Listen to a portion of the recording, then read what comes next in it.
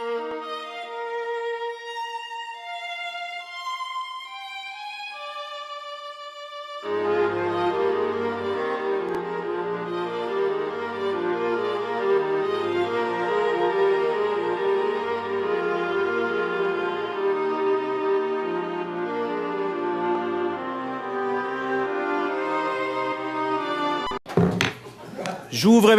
call this meeting to order.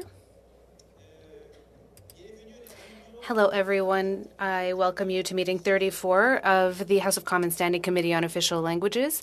Pursuant to the order of reference of Monday, May 30th, 2022, the committee is resuming its study of Bill C-13, an act to amend the Official Languages Act to enact French language use by private enterprises under Federal Jurisdiction Act and to make related amendments to other acts. Today's meeting is being held in a hybrid format in accordance to the order of the House adopted on Thursday, June 23, 2022. Members may participate in person with the Zoom application. To ensure the meeting runs smoothly, I would like to pass along some instructions to our witnesses and to members.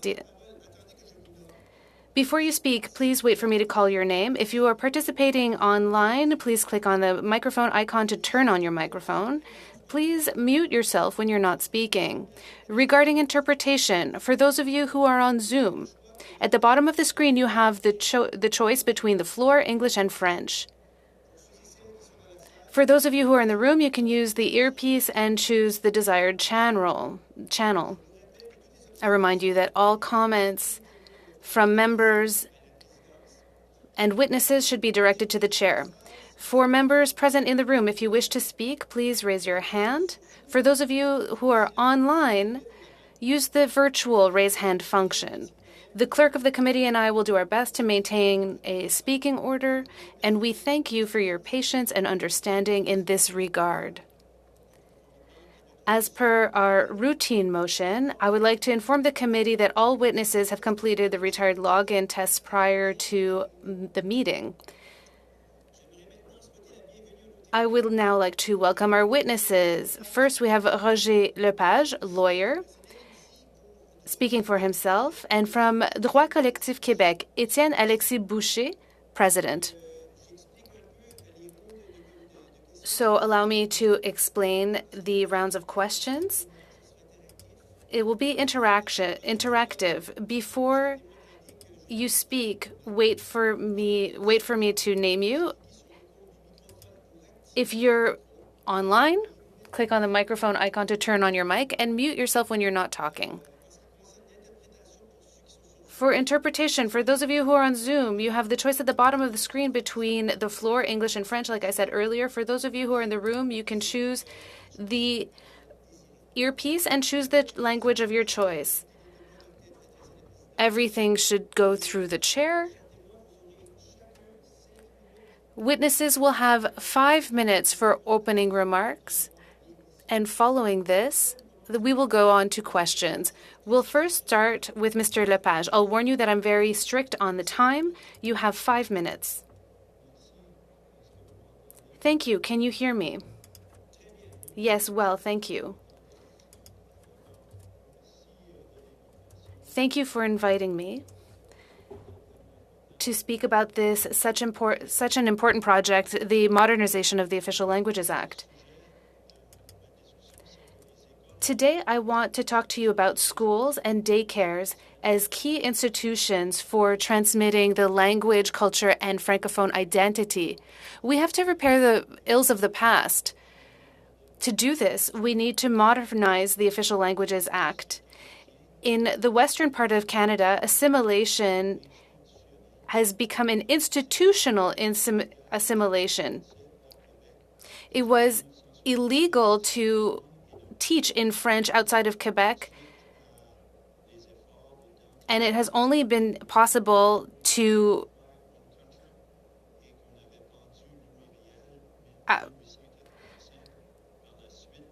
after hanging Louis Riel in 1885, we saw an effort to suppress the Francophone people. In 2021, even Francophones in Quebec are being assimilated to English. We need an asymmetrical application of the Official Languages Act in Quebec compared to what should be done outside of Quebec. I would like to talk to you about the distribution of French schools by province and territory outside of Quebec.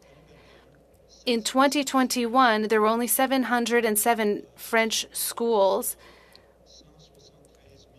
that represent 173,000 students. It sounds like a lot, but if you look at the number of students in English schools, it's a tiny percentage. For example, in Alberta, there are only 3,000 some students in French schools. In Ontario, the largest province in Canada, 76,000 students are in French schools. In British Columbia, 6,500 students in French. In PEI, only 1,163. In Manitoba, about 6,000. In New Brunswick, 30,000. In Nova Scotia, 6,500. In Nunavut, where I was yesterday, there were only 115 students in the French school board. In Saskatchewan, there are only 2,000 students. In Newfoundland, only 350. In the Northwest Territory, 221. So you can see that there's a great disparity in the number of students, and the number of students is small. Let's go back to Saskatchewan. There are about 2,000 students in 15 schools. But if you look at the total number of students in Saskatchewan, there are 110,000. So it's not even 1 or 2% of the school population that's in French school. It's also difficult to know how many rights holders are required to justify building schools. And so we need to repair this. There's a school network that needs to be completed, and there's a lack of schools. Students have to travel long distances. There's a lack of substantive equality. There is a dire need of French schools outside of Quebec. We also need to welcome non-rights holders to repair the ills of the past and to welcome immigrant children. The Supreme Court of Canada will be hearing a case about non-rights holders accessing French education this winter. We also have a lack of funding issue for French school boards. Like I said, I was in Iqaluit last week, and we've seen that there's not enough budget to have administrators and offices and the resources required to train them. Mr. Lepage, you have 30 seconds. Thank you. So what I'm saying is that there are recommendations in my document. There are 8. The federal government needs to pay half of the costs of building a French language school in the French community throughout the country. We also need to do something for immigration. We need to increase the percentages of immigration targets to 12% by 2024 and more by 2036, because immigration is important for us. But we also need to fight assimilation. Even among immigrants, assimilation is a problem. Thank you. So I'll stop here. Thank you, Mr. Lepage. You'll be able to continue saying what you need to say with your questions. I'm trying to be strict on time, and I'll do the same during the question period, because everyone has planned their questions, and I want to make sure that everyone has a chance to ask you questions, because you're so important. Our next witness is Étienne Alexis Boucher, President of Droit Collectif Québec. You have the floor for 5 minutes. Hello, everyone, members of the committee, this honorable institution that is the House of Commons. It is a great pleasure for me to be able to contribute to your work. Of course, my political convictions and experience in protecting the French language leads me to believe if we look to the past, the federal government will never be able to adopt a legislative framework that will protect the Francophone people of North America, that we won't be able to thrive. French might not be able to survive and we would like it to be spread and prosper. To my dismay, the official languages modernization is necessary, but this first draft does not convince me that the federal government has understood how dire the situation is. Like the previous speaker said, we need to repair the ills of the past that were applied systematically against the Francophone community throughout Canada. I won't go all the way back into the legal history. We have many tangible examples with even the nomination of the Governor General, who represents the state, who, of course, has an impeccable professional background, does not respect the Canadian Constitution, in our opinion, because she doesn't speak one of the two official languages. I will let you guess which one she doesn't speak. Throughout the province, the various provinces, there are other unilateral decisions that have harmed Francophone communities. I'm thinking about the Laurentian University issues, or even the attempts to close the Montfort Hospital in Ottawa. So Francophone communities throughout Canada have always been discriminated against in some way or another, and we see how the modernization of the Official Languages Act should help repair these ills. But it's starting with false premises. For example, the individual approach rather than the territorial approach that is used in the Official Languages Charter in Quebec. Throughout history, this individual approach has never allowed a minority community to thrive. The individual approach does not let minority groups prosper. Even in Quebec, this is a problem. This approach that is adopted by the federal government has been embodied by the bilingualism of the public federal service, but it doesn't work. And this speaks to the federal government's incapacity to respect the current Official Languages Act. The Official Languages Commissioner has been tabling reports about this. It's almost a running gag in Ottawa that there are two official languages in Ottawa. There is English and translated French from English. So these are problems that we have identified that are not addressed by the current reform. Of course, there are solutions. We could create a CRTC for CRTQ, where we would grant Quebec the responsibility to manage broadcast and telecommunications. This would be a solution, and also to recognize the asymmetrical situation of English and French. According to international right, Anglophones in Quebec are not considered a linguistic minority. However, the UN has not recognized the minority status of Anglophones in Quebec. So, like I said, solutions exist. We need to modernize the Official Languages Act. We need to set its precedents. We need to develop an asymmetrical approach to recognize that French is the only official language in Canada that is struggling throughout the country. And I am now ready to answer your questions for the rest of the hour. Thank you very much, Mr. Boucher.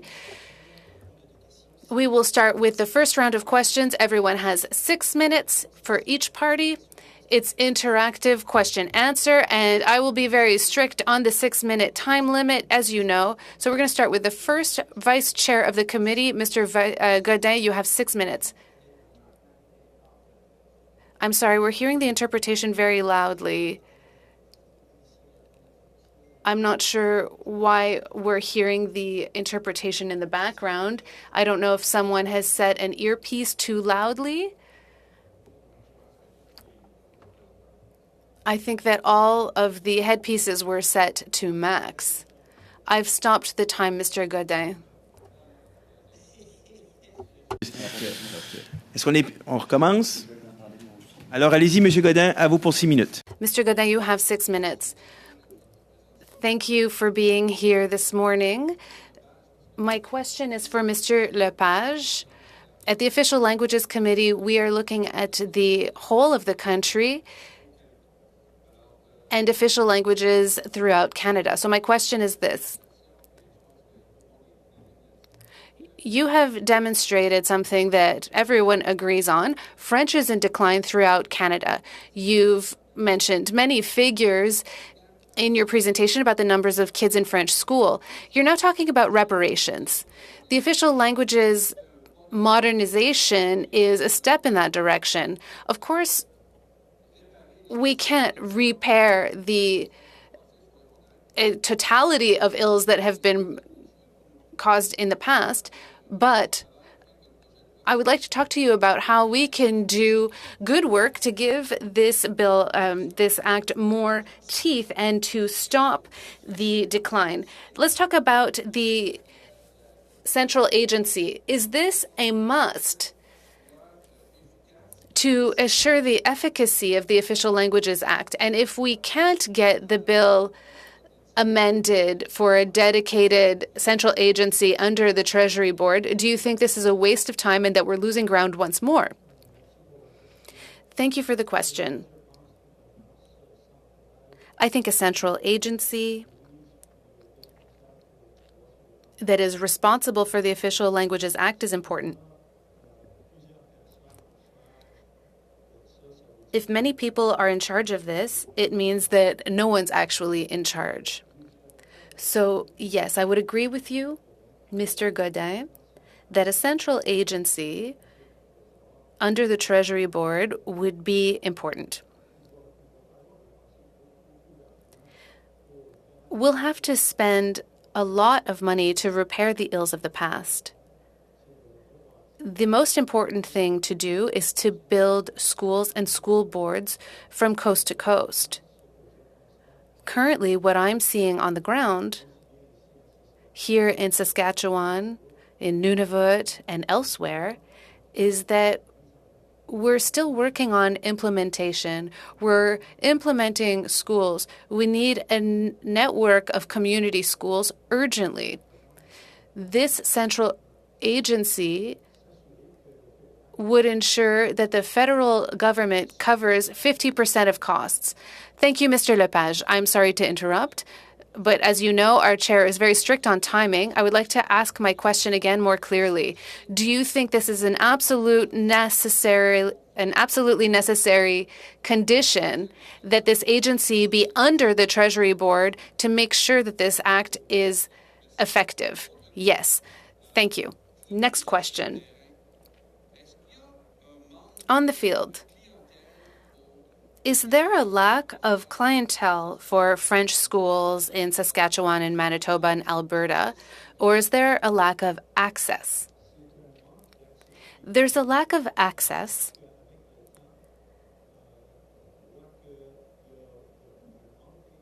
because over time we've seen that there's a lack of school, there's a lack of transportation, and so people sign up for immersion in English school. And once you do that, you lose that clientele. Once a school is opened, the school is quickly filled, even in Nunavut, where a school was just built, a French school. They're already expanding it because they built it too small. People think that there are few rights holders, but once you offer the service, it's desired. So what is motivating for our work is to see that there's an interest. Now, there might be a lack of intentions. The way I see it is a lack of intention from the government. That is why the act has to have more teeth. So another point, the language clauses. You know that this is a sensitive topic. At least us, as a Conservative Party, we respect the jurisdictions of the provincial and territorial governments. But a question on language clauses. So language clauses, can they be introduced as a supplement, as an additional envelope to negotiate with different provinces and territories? Let's say, as an example, we have $100 million available for projects, Canada provinces, federal provinces, and then we have a supplemental additional $10 million, which might also be available to be invested through language clauses to go into specific infrastructure. So we would be respecting the jurisdictions, and we would be providing more oxygen to the minorities. What do you think about this idea? You have 30 seconds. We are not hearing you, Mr. Lepage. Can you hear me now?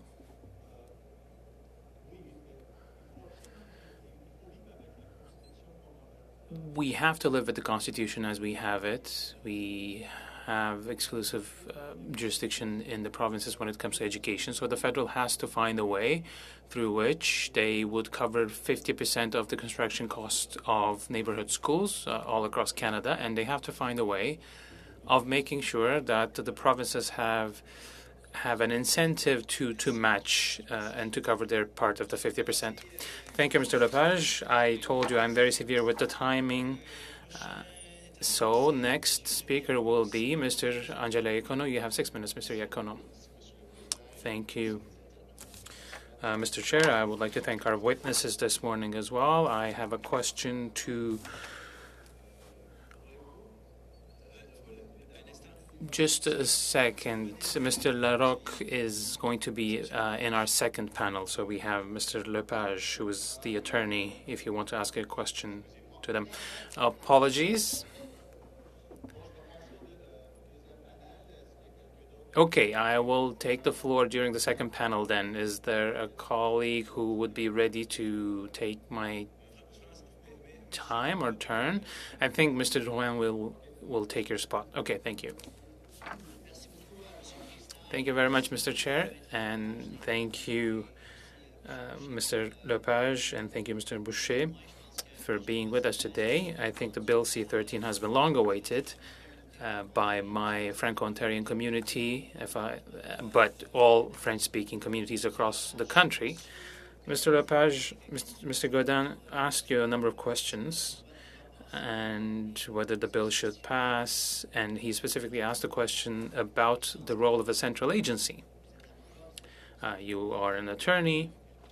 You are aware of the fact that the Treasury Board already has the responsibility under Parts 4, 5, and 6 as per Bill C-13. So what we had in the past was that the role of the Treasury Board could interfere.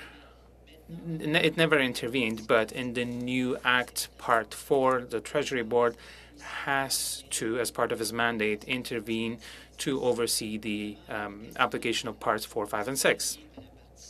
So when it comes to Part 7, the Treasury Board hands over the authority to Canadian Heritage.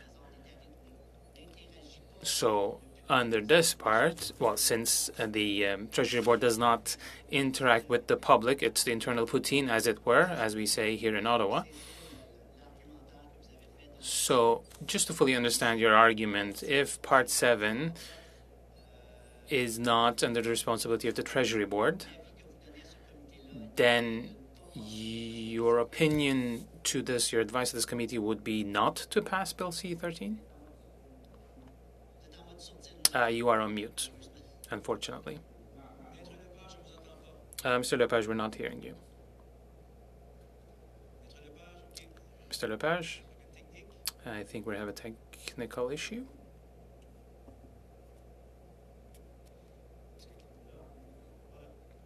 Okay. So the agency that has the money has to be the agency that is also taking care of Part 7. Because giving Canadian Heritage the responsibility of implementing the positive measures it is not connected with the money, so it has to be the central agency, the Treasury Board, that also is responsible for Part 7, because otherwise this will be a costly initiative, so the Treasury Board has to be in charge. Okay.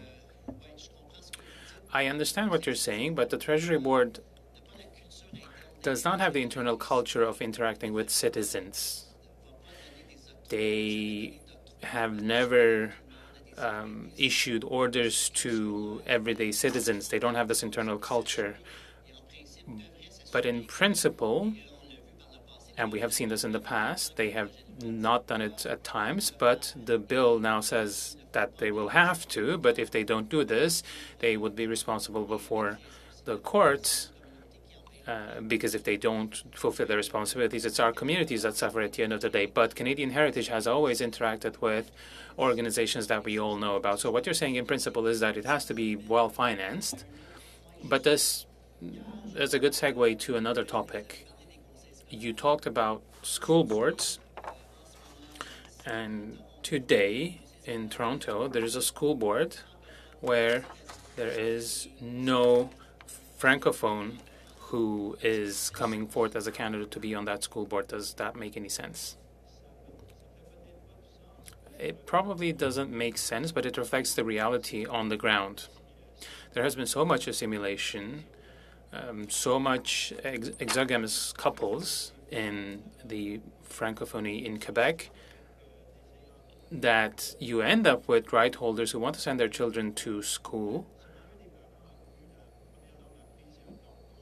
but the first language that they learned, and maybe the only language they understand is French in certain cases, but it is hard to imagine, but it is in fact the reality on the ground. So the question about right holders after many years, it is in fact very important for the school boards, and we have understood its importance. So when it comes to concrete action, you want financing, you want an action plan. But just to bring the discussion back to C13, are there any other amendments that you would propose to the C13, Bill C13? You have 30 seconds. You can also submit information in written format. If you have received my text, my document, there are many recommendations in that. One has to do with immigration. The Official Languages Act should establish a very, very high levels when it comes to Francophone immigration, because it is very, very low. We are losing speed. So the OLA, whether in itself or through a regulation, should set Francophone immigration targets, and there should be a mechanism for assimilation as well. Thank you, Mr. Lepage. Next up, we have Mr. Beaulieu, the second vice chair of our committee. Mario Beaulieu, you have the floor for 6 minutes. Yes, hello, thank you, and thanks to both of our witnesses. My first question will be for Mr. Boucher. In the 60s, even in Quebec, Anglophone institutions were dominant, given the whole British colonial context and Canadian history. What do you think the Official Languages Act did in terms of looking into the minority in Quebec, Anglophones, and then channeling the financing accordingly? Well, first of all, thank you, Mr. Beaulieu, for your interest in a position that is not very common in the House of Commons, if I can put it this way, but it has to be heard nonetheless. And sometimes the silence from your colleagues lead me to believe that this is a voice that is not very welcome in your ranks. So as I was saying, according to international law, UN law, Anglophones in Quebec do not make a minority. This was in Valentine versus Canada case. This was 1989, published in 1993. So according to Article 50 of the International Pact on Civil and Political Rights, the dispositions apply without any limitation to federative states, but minorities as intended by Article 27 of the same document are minority governments at the state scale and not minorities in a province. A group might be majority in a province, but constitute a minority in the state, and as a result could be protected by Article 27. So Anglophone Canadian citizens cannot be considered as a language minority no matter where they are in the country. So the Official Languages Act and the budgets that have to do with the Act, they focus on the Anglophone minority in certain circumstances, but they are spoiled for choice when it comes to healthcare services or education, and they have an education pathway, if you will, starting from early childhood all the way up to post-secondary. But in certain cases, Francophones outside Quebec do not have access to this, even when they are not prohibited from studying in their mother tongue. And in the 60s, some of these practices ended. But we could ask questions about the objectives followed by the federal government while English is doing really well all across the country. And in Quebec, when you look at the statistics, Statistics Canada's numbers show this. Despite the calculation change that was made compared to a couple of years ago, we still are not able to hide the decline of French and Francophones all across the country, including in Quebec. Well, all organizations that have to do with defending English in Quebec, they are financed by the federal government unilaterally, without any coordination with the government of Quebec. And they should be in charge of the language issue in Quebec. So the same applies to Canada-Quebec agreements. You are with a similar organization in Quebec defending civil rights. What is the importance of this sort of financing, and is there equivalent financing available for the defense of French by the Quebec government? Well, no, there is no program for organizations defending the French language. The federal equivalent does exist for Anglophone communities. It is very generous even. So in recent months, there's an association which I respect a lot, Quebec Anglophone Heritage Network. They received $1.3 million in financial support from the federal government. But the Anglophone community in Estrie is doing really, really well, actually.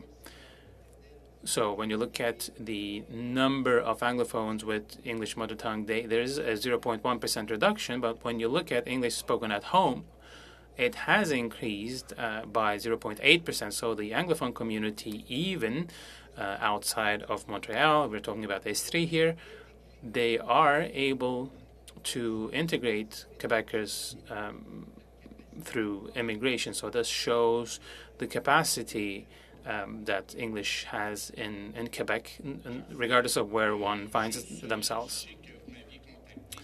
So you contacted me this summer to take part in the consultations on the action plan, and you took part in that meeting. Did you get the impression that the government consulted Francophone institutions? What was your experience?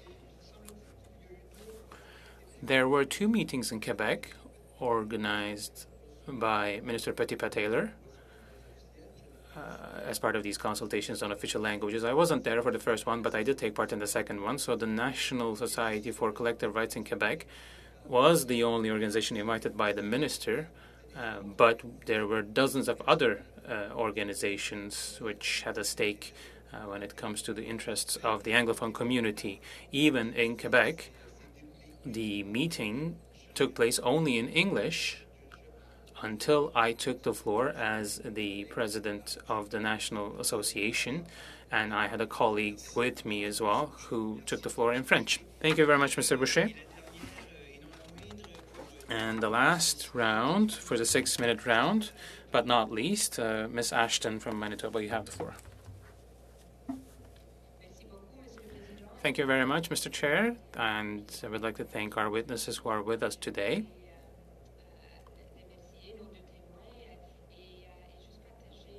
I also want to underline that Mr. Lepage shared very good news coming from Iqaluit with the construction of a French school, but we're also hearing that they already are in need of more space to carry out their work. I'm saying this as a mother who just has had her children enrolled in a French school in Manitoba, in Thompson. And it took a lot of work to end up with a French school here in Manitoba, in the north of Manitoba. So I just wanted to recognize this progress. And also add that we are hearing the need for more schools to be constructed and more support for education in French outside of Quebec. My first question will be for you. You participated in our community in February, and we talked about language clauses in that meeting. In the bill, we don't see this at the moment, and we have seen the numerous witnesses that have come before the committee to underline the importance of language clauses. What do you think these language clauses should look like? Thank you for the question, Ms. Ashton. These language clauses should make sure that the provinces and territories that receive federal money to implement Francophone daycare or Francophone school facilities, it should serve to make sure that the spending of this financing is done in a transparent way, because in the past we were told that the federal government had transferred money, but we were not really seeing the money arrive in the Francophone communities or schools on the ground. So what we need is transparency, and we also need consultation between the Francophone community and the territorial or provincial or federal, provincial or territorial government, so that they are really involved in these agreements. I always said that these should be tripartite agreements, but I have not managed to have this idea accepted. But at least the community should be at the table to voice their needs, because otherwise these efforts are taking place without the knowledge of the Francophone community. Thank you. My second question is the following. The last time you were before this committee, you underlined the importance of the federal government building Francophone schools and that there needs to be a long-time financing agreement with the provinces and territories. What can be added to C13 so that this program becomes a reality? I have seen some steps taken, but these are not sufficient. Under Part 7, under positive measures, the federal government should have the responsibility for building neighborhood schools or proximity schools outside of Quebec all across Canada to implement the whole network, because this hasn't been done yet. And as I was reading through C13, I see that the federal government undertakes to cover 50% of the cost. It's not only in British Columbia that there's a lack of Francophone schools. It's in every province and territory this is the case. I've been on the ground for 43 years now, and this is something that I can see everywhere. And we are seeing the assimilation that is happening in the communities where there is no school or the school is too far away. So the OLA under Part 7 has to have a financing obligation by the federal government for Francophone schools. Thank you. I would like to also share that we heard the important need for daycare facilities in French, not just the buildings, but also when it comes to hiring Francophone staff that will be able to work in these facilities, either from our communities or through immigration. I know that there is a great need for that across the country. So on the same topic, Mr. Lepage, you also spoke about the importance for the federal government of using its spending power to invest in Francophone education. So you are suggesting that there should not be constitutional limitation that would keep the federal government from investing to defend French. So recognizing that French is in decline in Canada, as C13 is doing, will it justify this argument? Oui, je pense.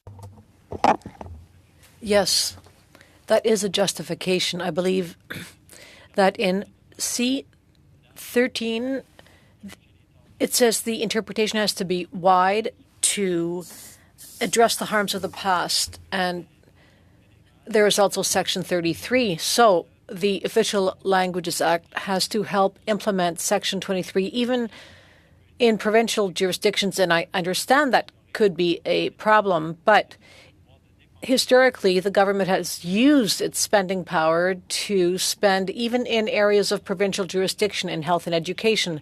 So yes, absolutely, the federal government must do more to help Francophones. Thank you, Mr. Lepage. We'll now begin the second round of questions for 5 minutes. Mr. Gourde, you have the floor for 5 minutes. Thank you very much, Mr. Chairman, and thank you to our witnesses for being here and for sharing your expertise. Question for you, Mr. Lepage. You've already rang the alarm with regard to the lack of facilities or schools within school boards and just the lack of space. Can you tell us about the current situation? The federal government has a surplus of facilities. Do you think the federal government should do something to actually help and prioritize French school boards? Thank you very much. Yes, in fact, we've seen in British Columbia, also in Vancouver, especially in Vancouver, that the federal government has land there which could be made available on a priority basis for Francophones who want to build schools. The same issue was in the Northwest Territories in the 1980s. Back then, the federal government had land in Yellowknife, and the school board was looking for land to build a Francophone community center. So I believe that the Act should contain an obligation for the federal government to provide land on a priority basis to Francophone school boards. It's a bit what was said at the Truth and Reconciliation Commission.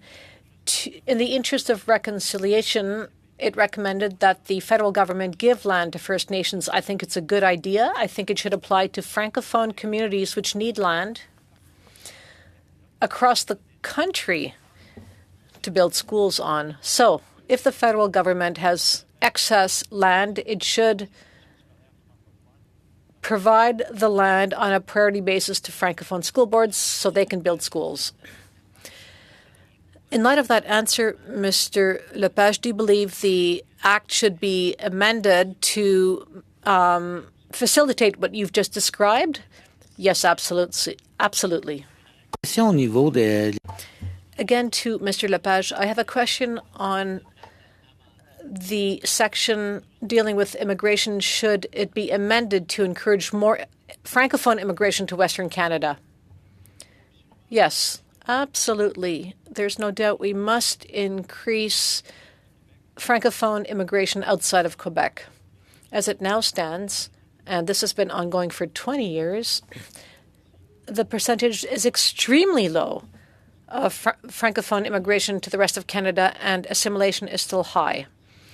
In Saskatchewan, for instance, even though there has been significant Francophone immigrants, so immigrants coming from Francophone Africa, in the first year or two, they will sign their kids up with French schools, but then they switch to English schools because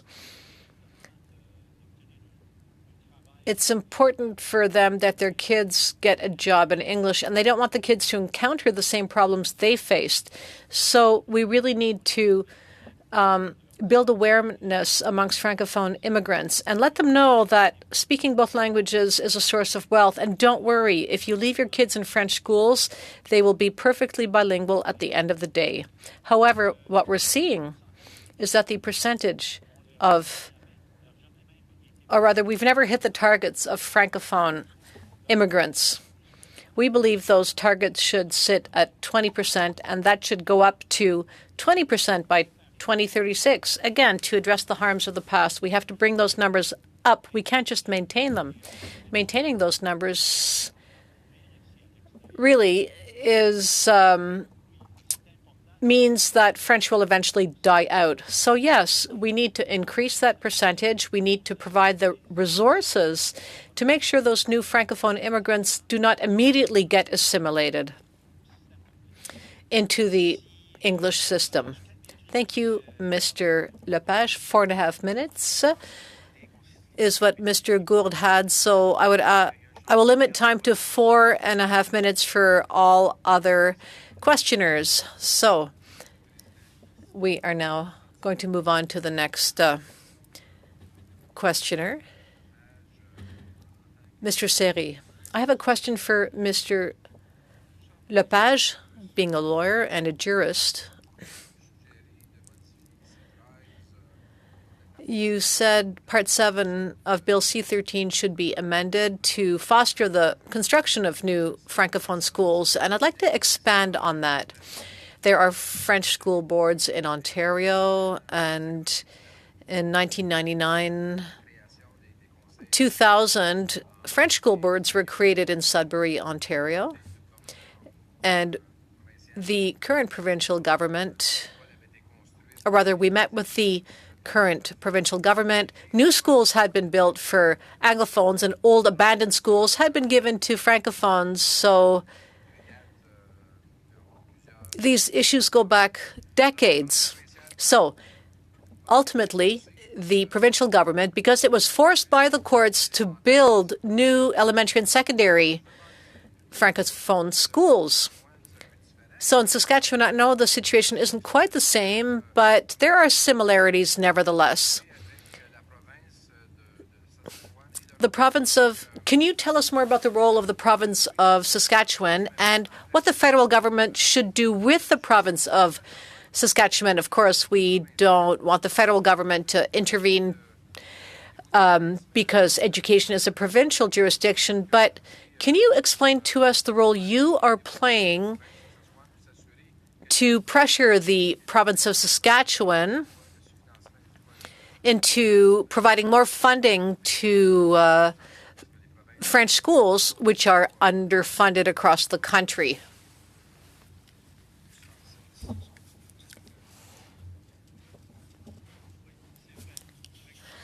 Well, that certainly is the case. For instance, in Saskatchewan, there's never been a new French school. We were given old, abandoned English schools, which Anglophones had abandoned. So we had to start by renovating those buildings. And every school we got in Saskatchewan, we only got those schools by going to court. We always had to fight before the courts for those schools. We still have there are still 4 cases before the courts. The government of Saskatchewan is saying those schools are coming. Francophones don't have the money to take the government to court, so they end up signing agreements with the province and things drag on. So to fix the problem, if the federal government paid for half of the cost of completely renovating those schools by amending Section 23. This way, Francophones would have local schools. It would help us a lot. Again, we don't want to step into provincial jurisdiction, but if the federal government paid half, the province paid half, it's a winning situation. And the Official Languages Act has to guarantee that. It doesn't make sense that we always need to go through the courts if we want a new school. Our community is slowly dying that way. So I would strongly encourage you to get the government to put up 50% of those costs, construction/renovation. So it takes an amendment to the Official Languages Act. I have barely a minute left. Now, with regard to immigration and the role of the federal government in C-13, do you have any recommendations to make? Would you like the government to set targets? I know you want to increase those targets, but what role do you think the federal government should play in concert with the province and municipalities to attract more Francophone immigrants to Saskatchewan? You have less than 20 seconds. Well, the federal government has jurisdiction over immigration. and it has jurisdiction over Bill C-13. So the federal government must work with the provinces to make sure that these targets eventually hit 20% in terms of Francophone immigration over the next 20 years, again, to address the harms of the past. Thank you very much. 2.5 minutes to Mr. Mario Beaulieu. Thank you very much. I'll continue with Mr. Boucher, even though, Mr. Lepage, your answers are very interesting, especially in terms of what you're asking for. Now, the province of Quebec has asked for full language powers over its territory and to also have jurisdiction over federally regulated businesses and to be able to implement positive measures because Quebec is the only majority Francophone jurisdiction in North America. But pretty much none of those demands were agreed to by the federal government, nor do they appear in Bill C-13. What do you think of this? What do you think of the fact that the federal government basically is supporting English rights in Quebec? What is the solution to this conundrum? Well, that's a very good question. Albert Einstein said that the definition of insanity is doing the same thing over and over again and expecting different results. So clearly the Official Languages Act, even if it is amended, will not allow to stop the decline of French in Quebec and in the rest of Canada. As Mr. Lepage was saying, we do not want to simply survive, we want to grow and thrive. Despite repeated requests by the province of Quebec and other groups, well,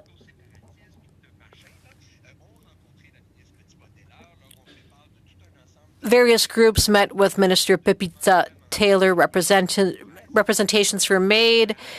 Calls were made to make amendments to Bill C-13, but nothing has come of it. So what's the solution? Well, I've thought of this, and I've come to a conclusion. The province of Quebec is dependent on Canada, a constitutional monarchy. That's a problem. We're still there today. And here we are trying to improve a bill. And will Canadian parliamentarians hear groups on the ground which are describing their reality? Well, unfortunately, the past is a predictor of the future, so I don't think anything will change. Thank you very much, Mr. Boucher. The next round, Madame Ashton, 2.5 minutes.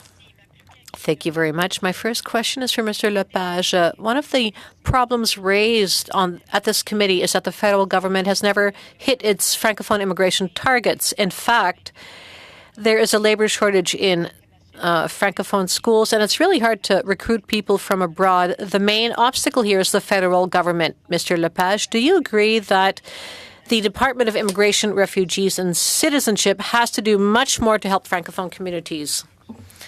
Well, yes, absolutely. I've been working and living on the ground, if you will, for many years, and with the current immigration targets, well, that's not enough. We have teachers from Francophone Africa. We employ them. We need them. There are provinces here where high schools are not churning out enough Francophone teachers whose first language is actually French. It's been decades that we've been calling for an increase in the number of positions in those French schools, yet it's still not happening. So working on the immigration side is really important to find workers both in high schools and in daycares. As it now stands, we don't have enough people who speak a good enough French to work in those facilities. Another problem, as you said, is that we've never even hit current immigration targets for French immigration. Though even if we did hit those targets, it would still be not enough. The language would die out. If you look at the birth rate, if you look at the aging of the population, well, we don't even have an adequate replacement rate in our communities. If we maintain the status quo will hit a wall in 10 or 20 years. So we really need to increase those targets to 12% in 2024 and to 20% in 2035. Again, to address the harms of the past. If immigration only comes from English-speaking countries, well, this is a problem for us. 10 seconds, Ms. Ashton. Well, Mr. Lepage, I just wanted to ask Mr. Boucher about students trying to come to Quebec from Western Africa, and what can we do in that regard? Sorry, that's all, Ms. Ashton. However, we will invite our witnesses to provide written responses to the clerk, who will then share those answers with all committee members. That's all the time we have right now. And we will suspend briefly to bring on the second panel. Again, to our witnesses, if there's anything else you'd like to tell the committee, please do so in writing as soon as possible. Thank you so much. Again, we will suspend for a few moments. Thank you.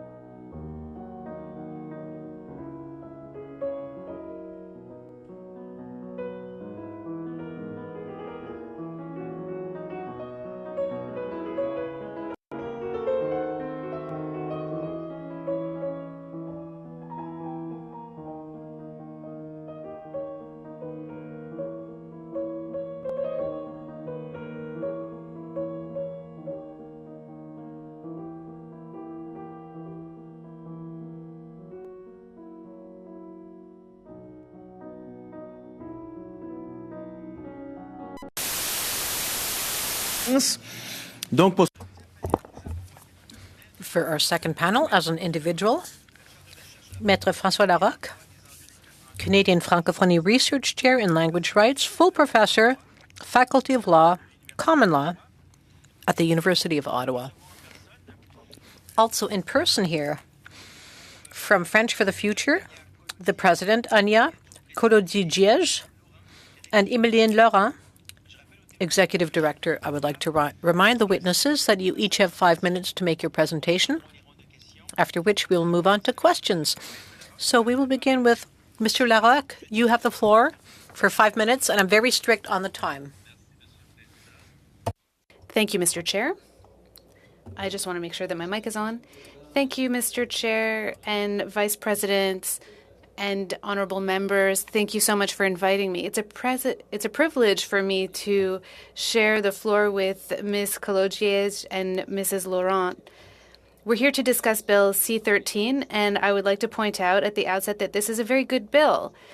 It proposes important and necessary reforms to modernize the Official Languages Act.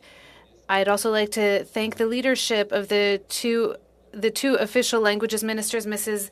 Joly and Petitpas-Taylor, who have steered the modernization file with aplomb and proposed serious and ambitious legislation based on a premise that we can no longer afford to ignore French. French is in decline across the country, even in Quebec. It falls then on the federal government to take note of this and to take major steps to reverse the trend and achieve substantive equality of French and English in Canada. In this spirit, I invite the committee to consider a few amendments to Bill C-13 that, in my opinion, could further strengthen the bill and better equip the Canadian francophonie for the future. I have organized my recommendations in 4 categories. I'd also like to say that I join my voice to the FCFA's representations of the 6 amendments that should be made to C-13. I won't repeat them all, except the one that deals with the implementation of the Act. On the implementation of the Official Languages Act, it remains the Achilles heel of the Act for the last 50 years. Like the FCFA, I believe that Canadian heritage can continue to play a role in the strategic development of the official languages. They've built up useful institutional knowledge and expertise in this regard. However, I believe that the coordination and the implementation of the Official Languages Act should be entrusted to the Treasury Board and for the entire Act, and not just parts 4, 5, 6, and Section 41.5. The Treasury Board to subdelegate its obligations to another federal institution should also be eliminated in order to properly centralize and standardize the implementation of the Official Languages Act. Second point, a bilingual constitution. Canada is an officially bilingual country, and most of its constitutional texts are enacted in English only. This is untenable and inconsistent. Section 55 of the Constitution Act 1982 recommends the adoptions as expeditiously as possible of the French version of the Constitution of Canada. This has still not been done. I therefore adopt the proposal of Senators Delphont and Carignan to add a provision in C-13 that would oblige the Minister of Justice or another responsible minister, for example, the Minister for Intergovernmental Affairs, to make the best efforts to initiate discussions with the provinces to validate the French version of the constitutional texts and to report periodically to the Parliament until it's done. The work of patriation will not be done as long as the Constitution is primarily in English. Third, the application of the Act in times of crisis.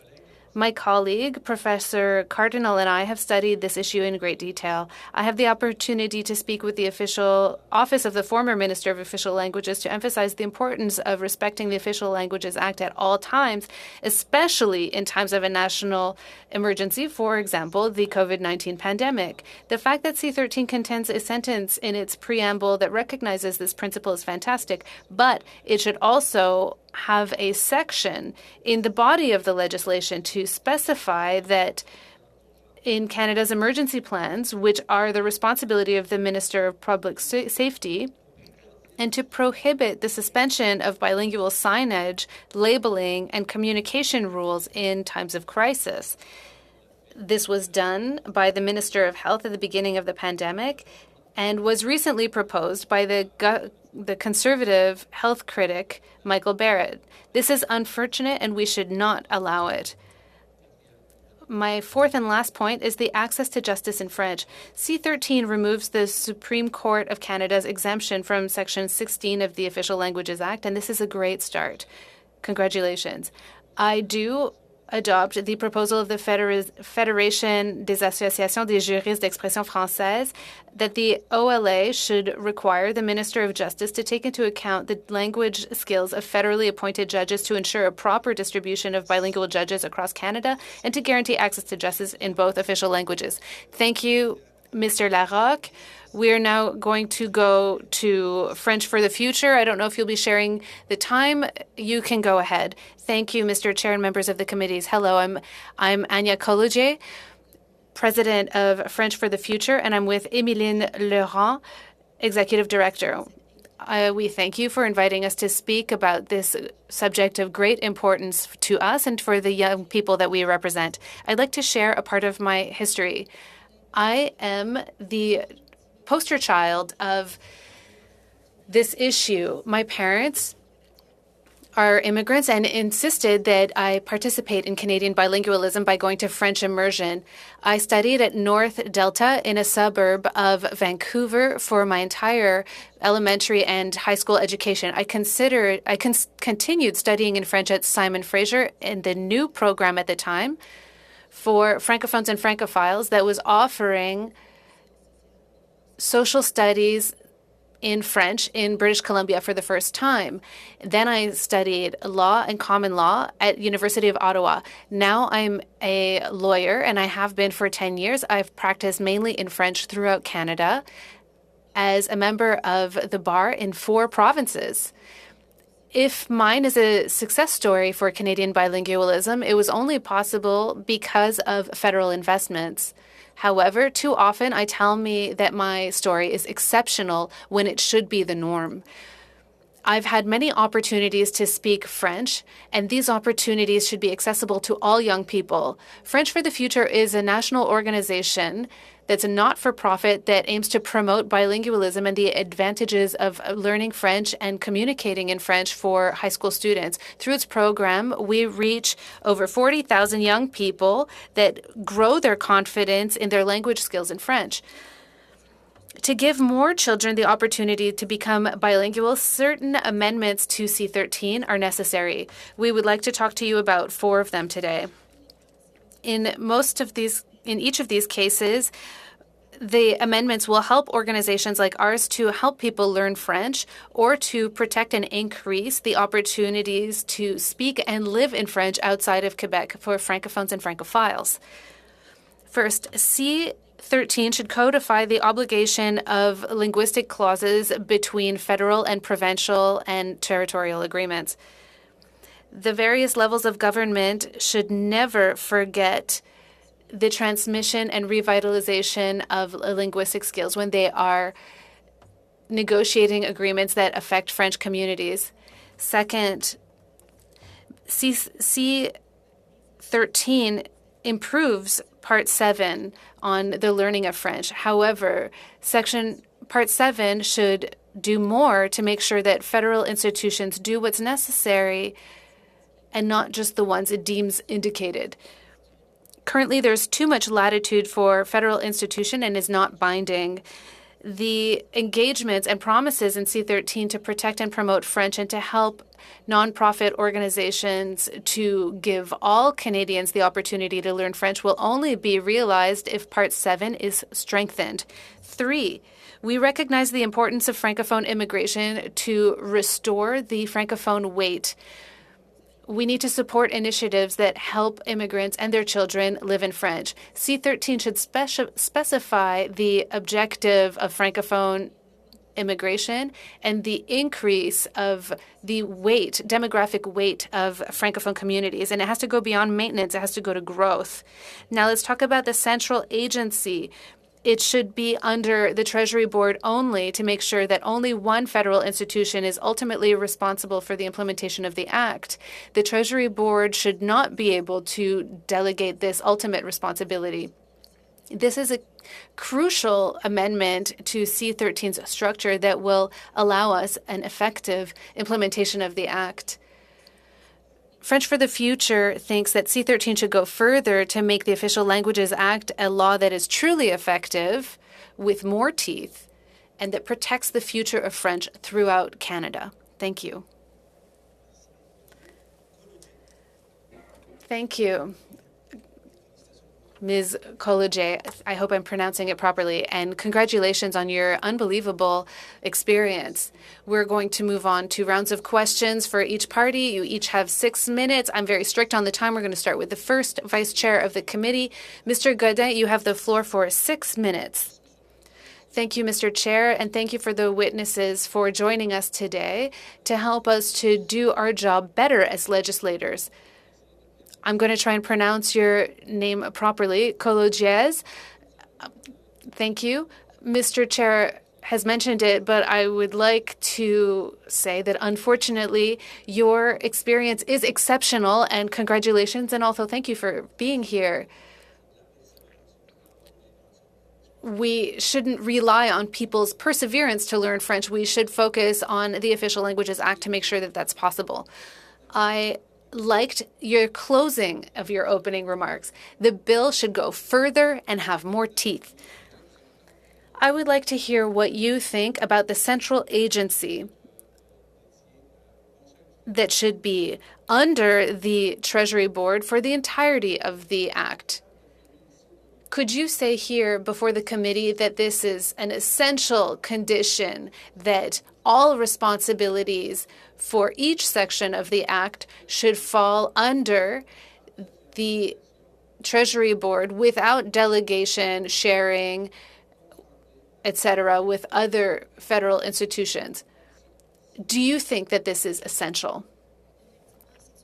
Yes, this is an essential condition for a proper implementation of the Act. Departments have been eschewing their responsibilities for 50 years in regards to protecting and promoting French in Canada. I think this is an essential condition. There has to be one central agency under the Treasury Board to coordinate and implement the Official Languages Act. It's also important that the Treasury Board not be allowed to delegate this power to other departments. So I understand you're saying that this is essential. Yes. My other question is for Mr. Larocque. You have a lot of legal knowledge.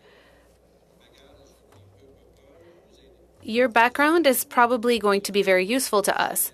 Constitutionally, do you think that granting all of the powers to the Treasury Board would lead to problems with constitutional issues?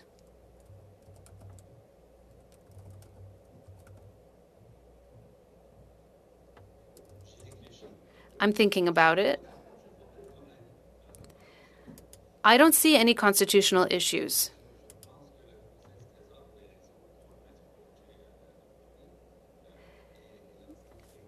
We think that the Treasury Board is the entity that should have the power for horizontal coordination in the federal government. It's the only organization that has access to the mechanisms and levers that Canadian Heritage doesn't have and hasn't been able to exert in the past because it doesn't have that power.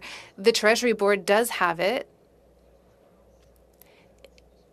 and transparency is guaranteed through this. And I think after 50 years, like the other speakers have mentioned, it's time to do more.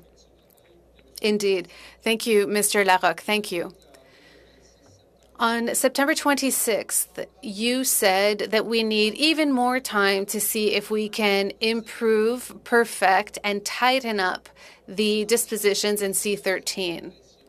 We're getting a lot of pressure to accelerate the process, but we have to understand that this act will be around for the next 50 years, and it has three objectives: stopping the decline, protecting and promoting the official languages. But we know that there's only one of the two that is in trouble, and that is French. Can you tell us what will be realized if we take a little more time? I'm sorry, is the question for me? Yes, Mr. Larocque. Thank you.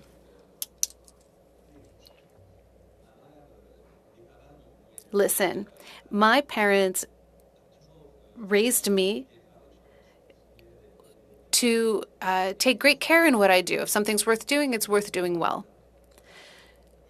So if we need a little more time to tighten up the act, to implement recommendations from FCFA and other organizations have suggested, the ones that I've raised, I think it's a worthwhile exercise. We don't review this act very often, so let's take the time to do it right. Thank you, Mr. Larocque. My mom probably knew your mom because I was raised the same way. I would like to hear what you think about linguistic clauses. This is a very important element, and I think we need to reinforce this aspect. There's not much in the bill that makes sure that the federal government in FPT agreements need to include language clauses for any project that might affect minority language communities. Can you tell us what we should see in the bill with regards to linguistic clauses? I cannot do more than to refer you to the recommendations that were made by the FCFA. I'll stop you there, Mr. Larocque. Your time is up. I know it goes quickly. You'll have another opportunity. The next 6-minute batch from lawyer to lawyer, Mr. Iacono, I would like to thank my colleague, Mr. Larocque. I think we all agree. Mr. Larocque, can you tell us more about substantive equality, which you mentioned in your memoir, your brief? Substantive equality is the applicable concept for language rights. When we talk about the language equality in Canada, Section 16 talks about the language, saying that they are equal and they have access to the same status and privileges. What does this mean? It means that official languages need to be part of Canada's DNA, part of the administration, legislation, and legal aspects. So when the languages are deployed, they need to be equal in terms of quality. So we can't offer services in English and not in French. No, services need to be offered in both languages. And also the services that are offered or the texts that are published have to be of equal quality. This is part of substantive equality. But there's another element that's important. In this concept, there's the recognition of the fact that in life, not everyone is equal at the outset. There are certain advantages that come from the fact that English is used worldwide.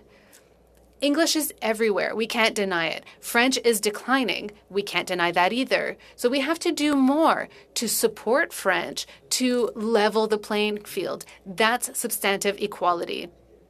We need true equality between two entities, the two languages in this case, that are not on a level playing field right now. So we need to use the tools we have in the Act to level the playing field between the two languages. Thank you. According to you, how can this bill help Sudbury University become a Francophone university? That's an excellent question. I see that in the proposed amendments to Part 7, certain elements would have the federal government invest sustainably over a long term post-secondary education in minority communities, for example, in Sudbury. This is an important measure that has to be implemented.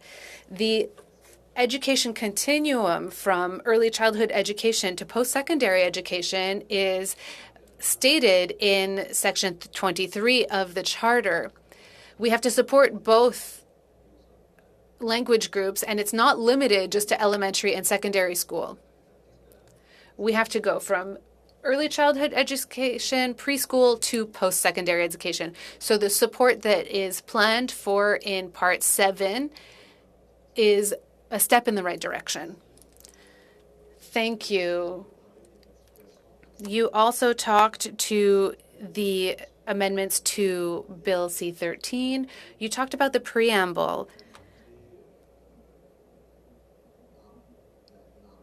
That it should include wording about crisis situations. Can you give us more detail about what you'd like to see here? Bien. Well, between C-31, the first version of the bill, and C-13, this change happens in the preamble. So in C-13, there is the last sentence, if I remember correctly. The sentence says that the act applies in times of crisis. So the pandemic has shown us the importance of this reality. Acts that protect official language minority communities should apply in times of crisis. And we've seen recently temporary suspensions, regrettable nonetheless, when it comes to bilingual signage. And this was possible through the use or interpretation of regulatory powers of the Department of Health. But such a power should not be possible. Products had to be imported for health, of course, disinfecting agents or others, but these all had to have a bilingual labeling. So this again goes to we cannot take the step, and this would go to show that the two languages are not at the same level. Of course, public security and public health are very important, but respecting the official languages is equally important. This should be in the Act. This should also be in the Act on emergency measures. There could be a reminder that the Official Languages Act also applies when this Emergencies Act is in place and applies. The Minister of Public Safety should have this reminder on the Official Languages Act when responding to a crisis, that this has to be done by respecting the Official Languages Act. Thank you. Could you give us a bit more detail on what the implementation of Bill C-13, what should the implementation look like? Should it be only given to the Treasury Board, and why? This is an excellent question, Mr. Iacono. Maybe Mr. Larocque could answer it later on, but we will go to the next speaker for another 6 minutes, the second Vice Chair of the Official Languages Committee. Mr. Beaulieu, you have the floor. Thank you. Thank you to our witnesses. My first question will be for Mr. Larocque. You mentioned the important change, and now the federal government recognizes the decline of French in Canada and in Quebec. When we talk about Quebec, did you look into what sorts of measures could be taken to reinforce French in Quebec? The bill contains a new law, a new act that would apply to the private industry in Quebec and in regions where there's a strong Francophone presence. That is especially noteworthy. So this is an improvement of this bill. A short comment, I'll let you go on, but in Quebec, this measure is seen as a step back because all former premiers of Quebec, the major cities and labor unions, etc., think that C-11 should apply to all companies in Quebec, especially and including federally regulated businesses. And this act will prevent the government of Quebec from doing this. I don't share your interpretation of the situation, Mr. Beaulieu. If I do understand the bill correctly, it seeks a balance between what the federal parliament can legislate on, so federally regulated businesses, etc., but at the same time leaving it to the provinces, including the province of Quebec, to legislate on the entities that are under their jurisdiction. So it is more of a collaboration. It is cooperative federalism, as the Supreme Court of Canada would say, when it comes to the official languages. And the bill also has a provision of choice, essentially, of subscribing to one or the other. And this is, again, an improvement on the previous version of the Act that we have. So in that case, the federal legislation would not apply to enterprises. But this would allow enterprises such as Air Canada, CN, and others to continue functioning within the boundaries of the Official Languages Act and then ignore French service requirements. So between the two, there are major differences, the Law 101 tries to establish French as the common language, but now the text we're dealing with is trying to protect French and English in federally regulated private enterprises. We can talk about this at length, of course, but when it comes to the positive measures, the federal government finances a wide range of organizations defending English, and they do not recognize the decline of French in Quebec. They aim for a symmetry between the two, but 2 years ago, federal government was rejecting that there's a decline of French in Quebec, so they continue in the same vein, so I can understand that. But does this not weaken French as the common language? Will the federal government continue to finance organizations like this that have very radical positions when it comes to French? I don't really know how to take your question and start answering it, but I can say the following. I do share your opinion that French is declining.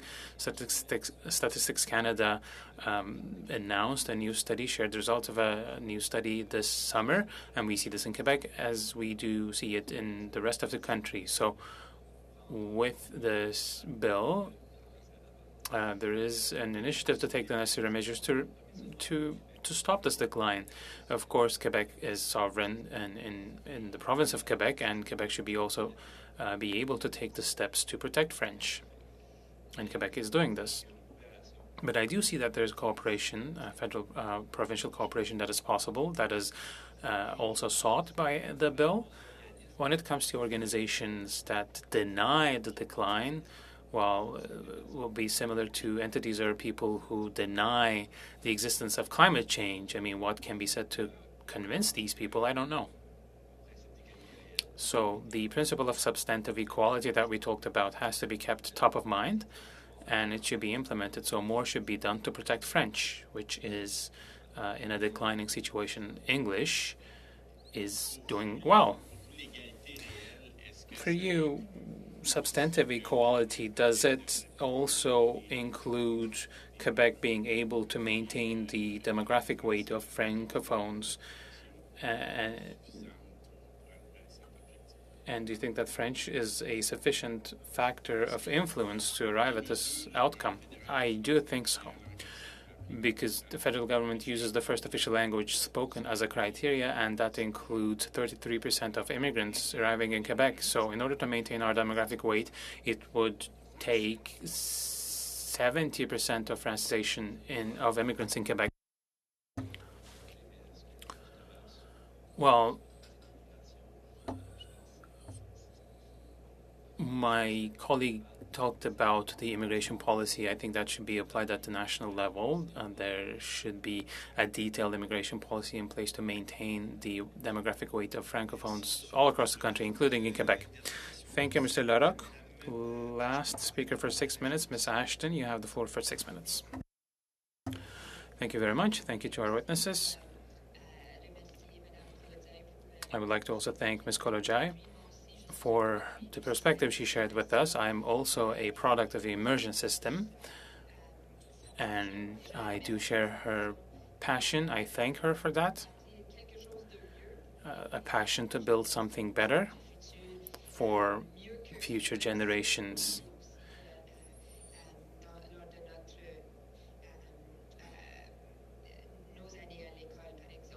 To end up with something that is better than what we had when we were in school. So you shared your perspective, and you said that Anglophones all across Canada, especially in minority Francophone communities, that should be able to express themselves and communicate in French with members of the Francophone community. Without this, the process of Anglicization will continue, and the vitality of Francophone communities will be threatened. We also know that the lack of French schools for right holders, Francophone and Francophile families, and the lack of staffing are major issues. This lack of investment doesn't have a snowball effect for those who wish to learn French. Thank you very much for the question. Simply, yes. We need more Francophone schools all across Canada. There aren't sufficient immersion programs in Canada. In British Columbia, in rural communities, immersion programs are closing because there isn't sufficient financing. There's a shortage of teachers.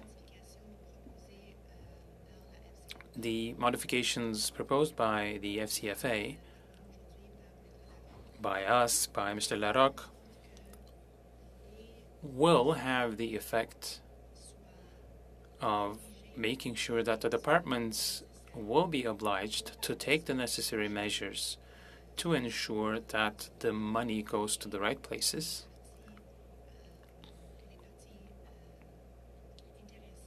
and that interested parties should be consulted and more financing goes to immersion and learning French in minority communities at the daycare level, early childhood level, all the way up to post-secondary level. So all of these elements should be met, and this can only happen if Part 7 is further strengthened. Thank you. Another question for you. We try to argue that if the federal government negotiated language clauses in agreements with the provinces, the services that are offered would be improved over the long term. So what do you see in C13 that would help with investment in French learning and teaching for the entitled people, for the right holders? And what do you think about the bill including language clauses? At the moment, the Bill C13 does not have an obligation to include language clauses in agreements. This is a mistake. C13 has to be modified to include language clauses in federal, provincial, and territorial agreements. Otherwise, nothing will change. Some agreements have language clauses, but all agreements should take into account the needs of Francophone minorities outside Quebec,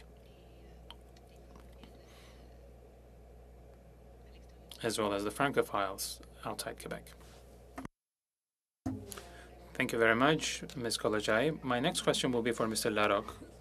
The bill refers to positive measures, and you underlined the Gascon judgment, and the bill brings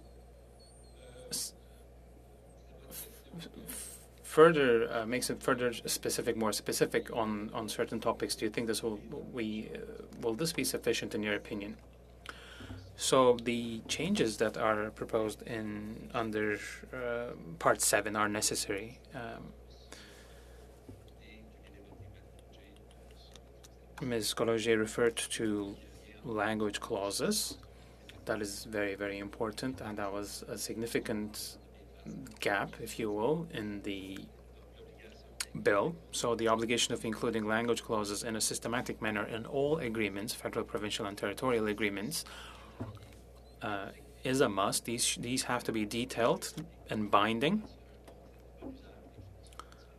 and the transferred functions should be implemented and monitored.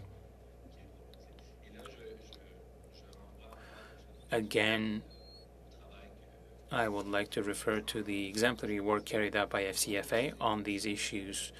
Language rights are fundamental individual rights, but these are also collective rights. There is a collective aspect to language rights.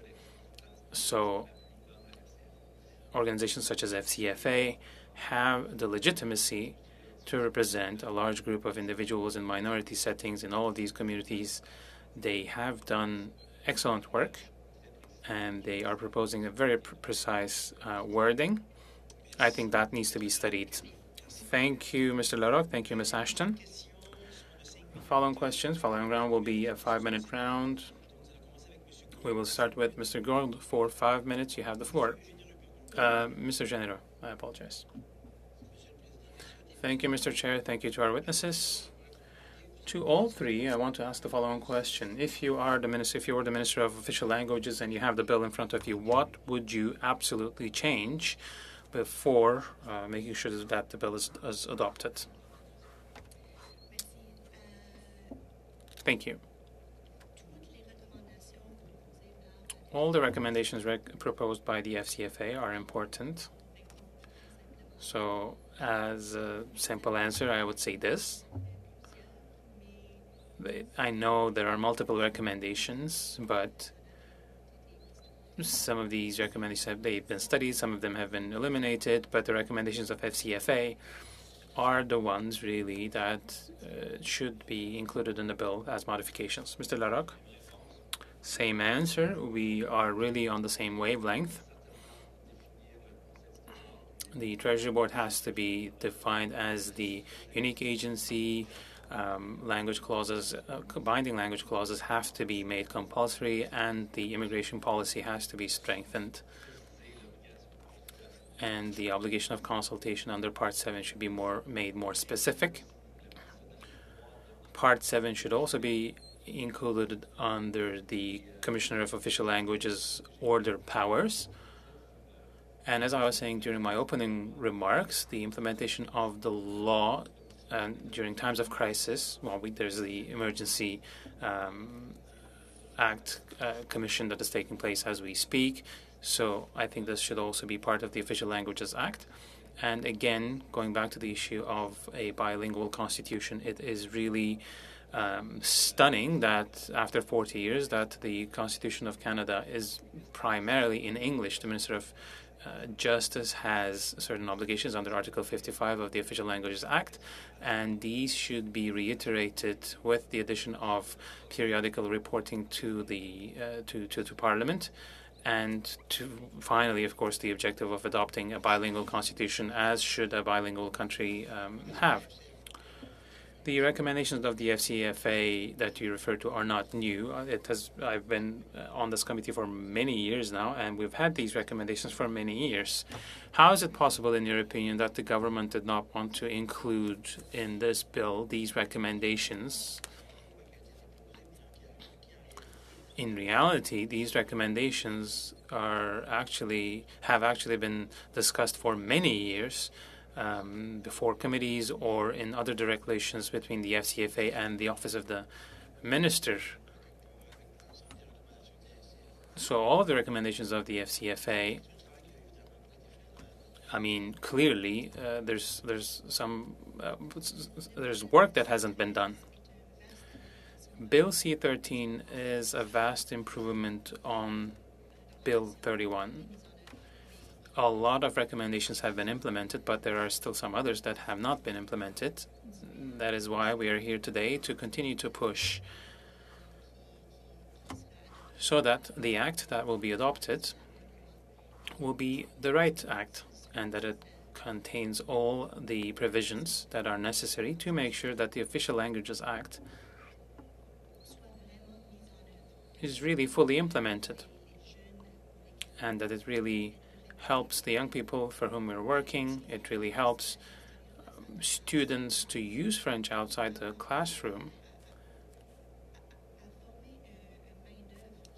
so that they can develop into a labor force that will nourish our institutions, and also to increase the demographic weight of Francophones in Canada. One of the elements that I find worrying is that the government reserves the right of making changes in the Act through regulation. You were talking about positive measures. This is something that is worrying to me, because what will be these regulations? How will these measures be implemented? What is the budget? Other than the regulations that will be proposed by the government itself. This is something that is very worrying for me. I don't know if you share the opinion. Yes, this also worries me. We absolutely have to include the necessary provisions in the Act itself. We really have the opportunity of having an Act that will set the example. The Act will never be perfect, but we have to do our best right now to end up with the best version of the act that is possible. We won't have this chance again. Next question, we are going to our Parliamentary Secretary, Mr. Maxere. You have the floor for 5 minutes. Merci, Monsieur.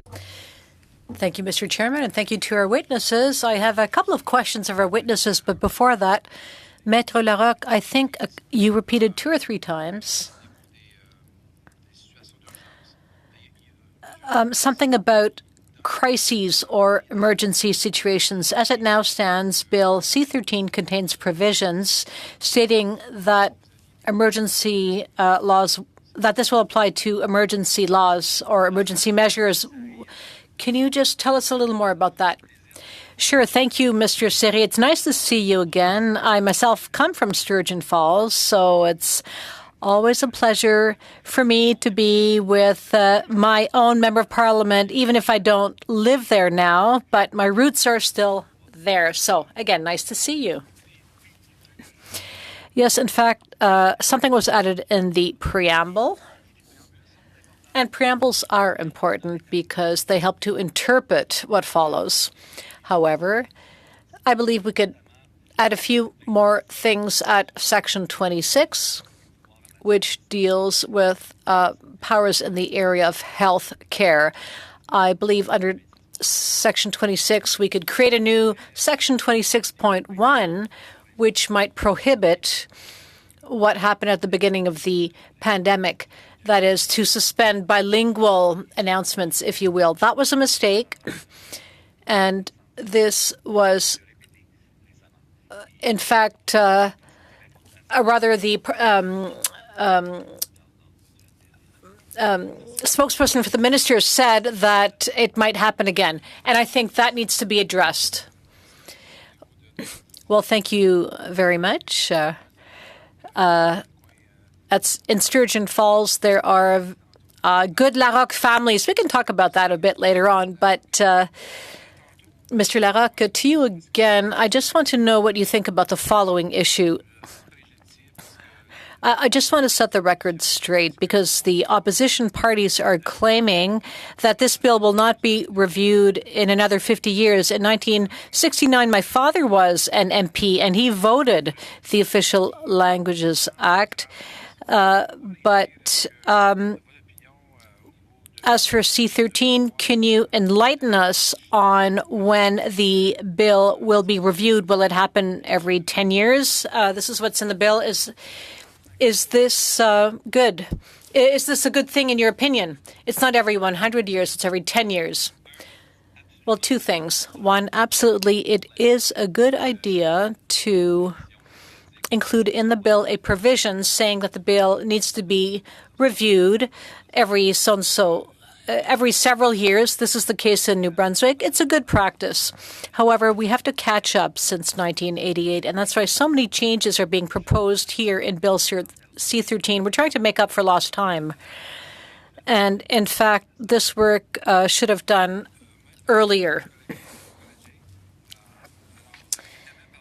Now, Ms. Kolodjez, you talked about the need for central agencies' role for more immigration. And you've also talked about the importance of post-secondary education. Can you give us more examples about things that should be contained in Bill C-13, which would strengthen Section 7 of the Act? We definitely want to include more positive measures.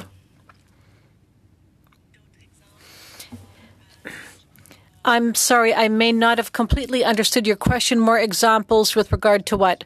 Well, you said there should be more provisions in the bill relating to positive measures.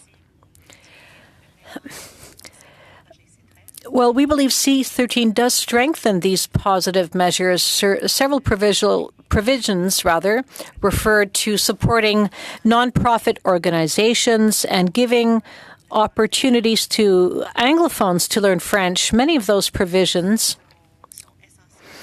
are essential for organizations like ours. They help us to survive. However, the problem remains that if departments are not obliged to take these measures, they will not be taken. So in answer to your question, the positive measures as described in C13 are a good thing. However, they must be binding and not just aspirational. Thank you very much. We will now move on to 2.5-minute question rounds. Mr. Beaulieu, over to you. Thank you very much.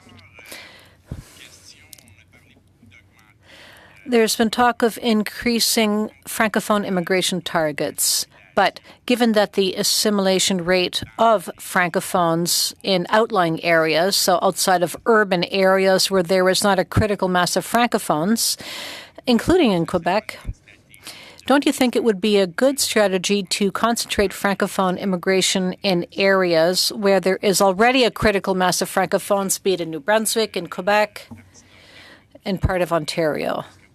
What do you think of that?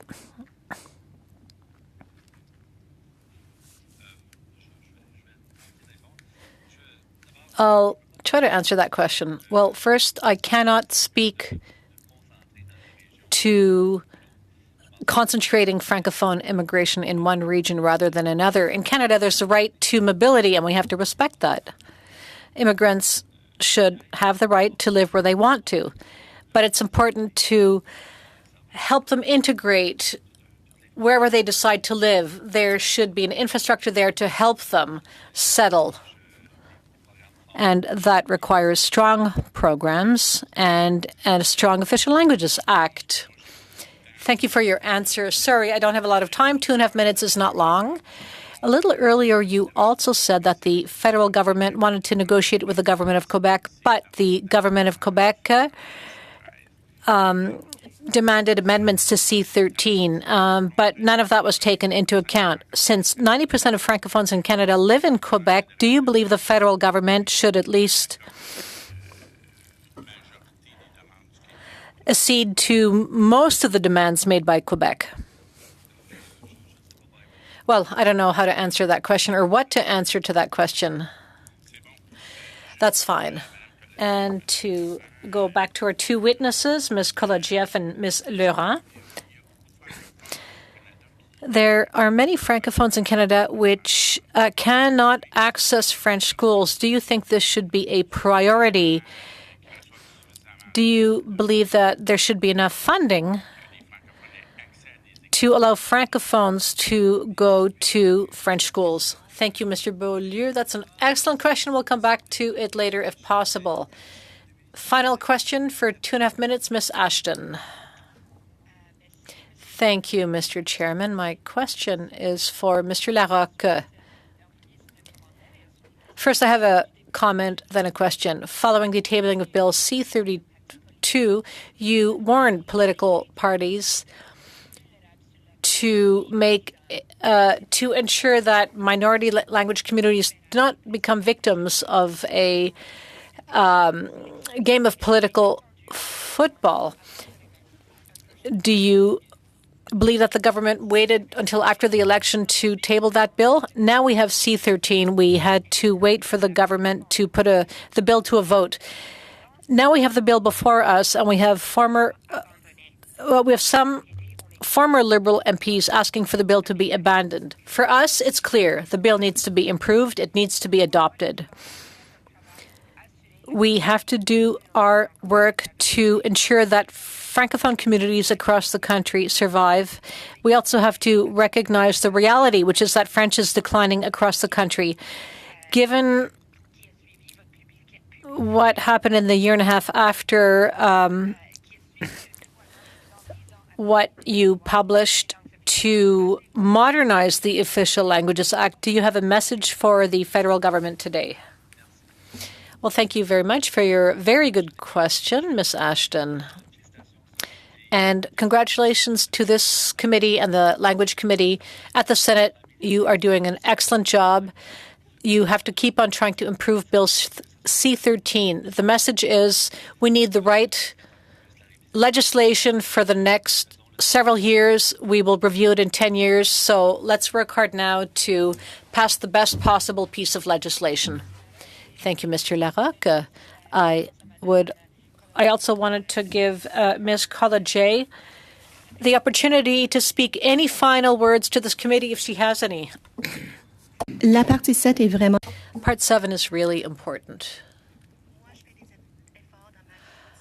I work hard every day to speak French, to improve my French.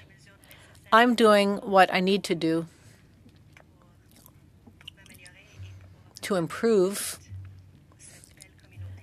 and to be part of this beautiful French-speaking community. The government also has to do its part. Thank you, Ms. College. I will take the opportunity as chair of the committee and with the little time that's left to bring up another issue. We've talked about positive measures. We talked about the Treasury Board. We have a lot of jurists here. So my question to you, can you perhaps tell us in writing how we can incorporate language provisions at the federal level while respecting provincial jurisdiction? How far can we go without infringing on provincial jurisdiction? How far can we go to make our vision real, again, without ruffling provincial feathers? Now, I'm sorry I had to cut you off at certain times to make sure we respect the time. Therefore, I would say to you, please do not hesitate to send any written feedback you have to our clerk, and that will be shared with all committee members. That said, thank you so much for being here. This ends the round of questions. We still have a couple of minutes left to discuss future business. You can stay if you want. And thanks again to our witnesses. So in the final 5 minutes, may I please have your attention, dear colleagues? So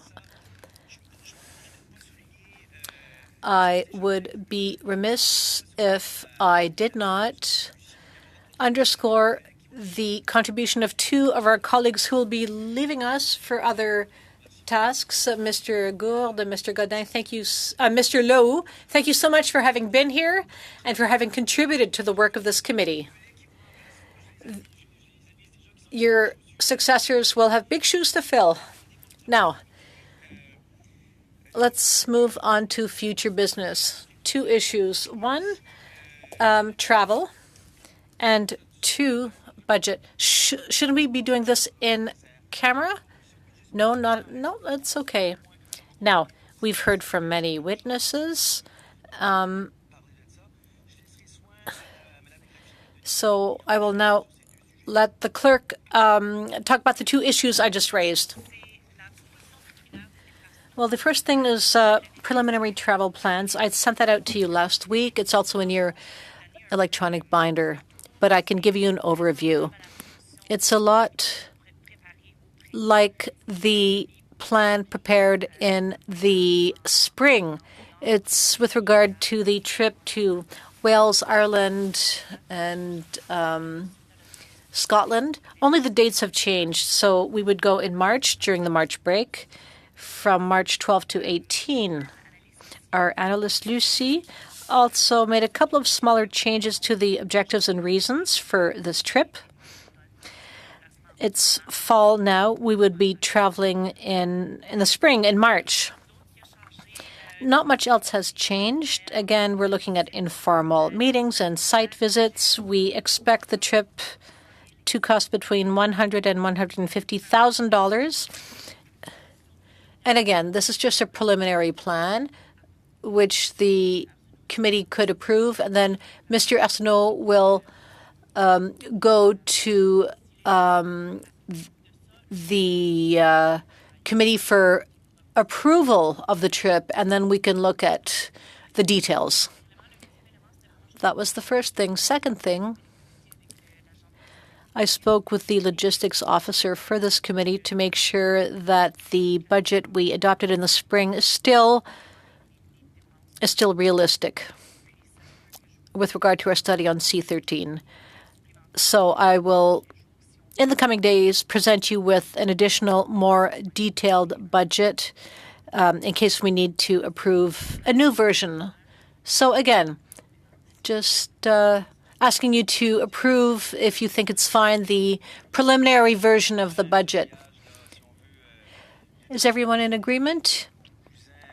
If you agree that we should visit our Anglo cousins over in Europe, is everyone in agreement? Yes, I think we have unanimous consent. I see the thumbs up. That's great. Thank you so much. The meeting is adjourned.